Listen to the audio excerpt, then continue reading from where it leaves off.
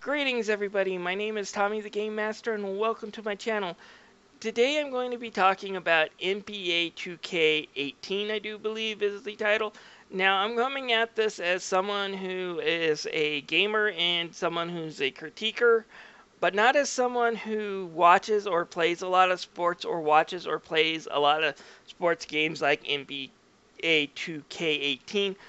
Mainly because I don't think I would be competent at the review. I mentioned that when I talked about the Cuphead whole review things. I get frustrated with this type of games. Now, I have played a few of them, and I have enjoyed a few that are more on the arcadey side than on the simulation side, and I can understand what's going on here a little bit. It's not unusual for sports games to have their own virtual currency that builds up as you play through the game and that you can use it to unlock all kinds of nifty stuff. New jerseys, new characters, build and increase your stats and that type of thing. It's not uncommon.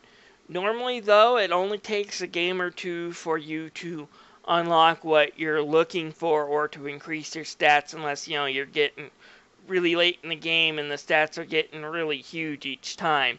But it usually doesn't take too long, and normally my experiences with these games would probably be around the 10 to 15 hours range per playthrough if I really went through all of them. Anyways, so that's the trouble with the NBA 2K18 in their virtual currency. Well, it's fueled by microtransactions. That's the problem. Now, I am not against asking for a little bit of microtransactions on the side if you want to skip a few games and just build your character up.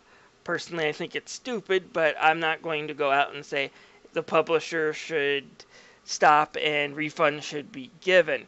However, from what I've seen, from what I have heard from other reviewers looking at other sources, and just listening to the users' reviews on Steam, and for those who don't know, you can't just write a review on Steam, okay? This isn't like Amazon where oftentimes people who are trolling a creator they disagree with can post a one-star review to try to lower the stars of that book, and Amazon sometimes has to go and clean house because, there's obviously a lot of sham reviews.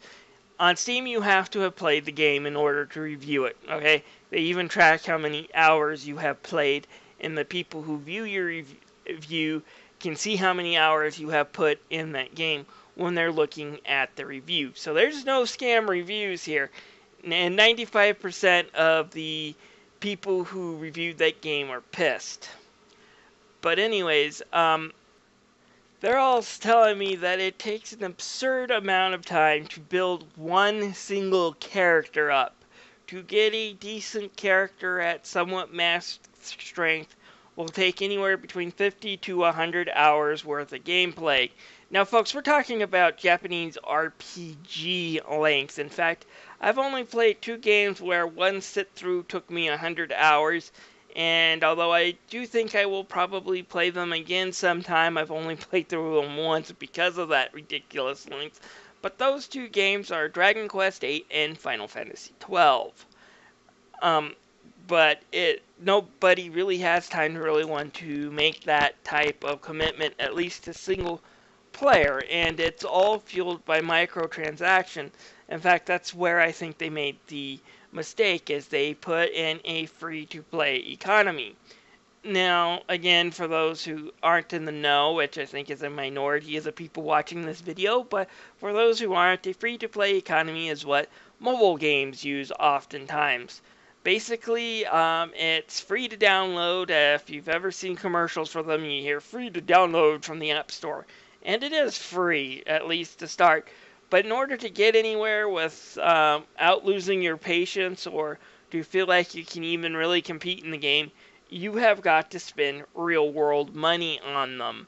And that's how they sucker you in. And sometimes these free-to-play games can sucker hundreds of dollars out of people through the microtransactions through nickel and diming them. You can still play the game for free, but if you want to enjoy it, you gotta pay money. The problem with this is that 2K18 here is $60 freaking dollars. It's the full price of a AAA game. But in order to get anywhere, in order to get any enjoyment out of it, you've got to start spending money through microtransactions like it's a free-to-play mobile game. And people caught on to this really fast, and it's pissing them off. As I said before, 95% of the Steam reviews for this game are negative. I haven't seen so many negative reviews for a game from a AAA publisher, from a decent publisher, since the Tales of Symphonia PC port, when they botched that. And again, Namco Bandai fixed it eventually, and it's worth picking up. But when that first came out, it was all mostly negative. I haven't seen that many negative reviews since then. This is bad. My advice for you, 2K, is this. Don't do nothing about this. You're going to have to get in front of this mess you've made. I have, as a longtime gamer, have seen franchises destroyed by such things. Even popular franchises. Since the Mega Man X franchise was the most popular of the Mega Man franchises, I would say. And it was going somewhat strong. X5 and X6 were somewhat weak, but still garnered its fans. X7 came out and was so goddamn terrible that when Capcom released Mega Man X8, even though X8 is one of the better games in the franchise and a really fun game, a lot of people compared that to X7 and just remembered how crappy a game it was. And X8 ended that particular Mega Man series because of that. You know, a lot of people oftentimes still lump X8 in with X7, and those who have actually played the game know that it's good, but a lot of people make that error and aren't ever going to touch it. And if people feel like giving you guys $60 will automatically get a hat begging for more money in order to play, they're not going to purchase your game next year. There's already talk about what are you going to do next year to screw people. So you have got to get out in front of this, and I don't mean start pressuring game reviewers, because you've also been accused of that. Here are my 2 suggestions for you, and I hope you do one of them, and I hope you do one of them really fast and be really vocal about it. The first thing you can do is get rid of the microtransactions economy almost completely.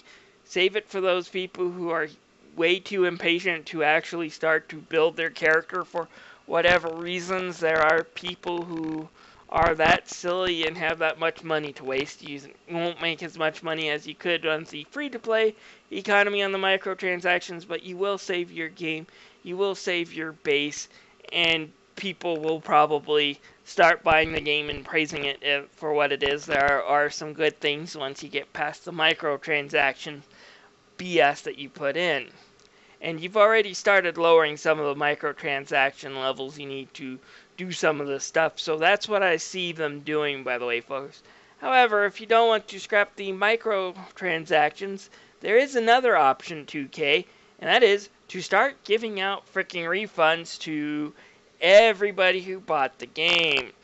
You know, Steam refunds, PlayStation refunds, Xbox One refunds if you bought it digitally, and find some way to reimburse people who might own the physical copy of the disc to give them some money too, and then set it up as a free-to-play game with a full free-to-play economy. You can't have it both ways. People see that and it's like, I have better things to spend on my money. It might be better to play an old NBA game than a new one that's going to constantly suck money out of my wallet. That is my thoughts, folks. If you have any comments, feel free to leave them down below. I'll see you guys later.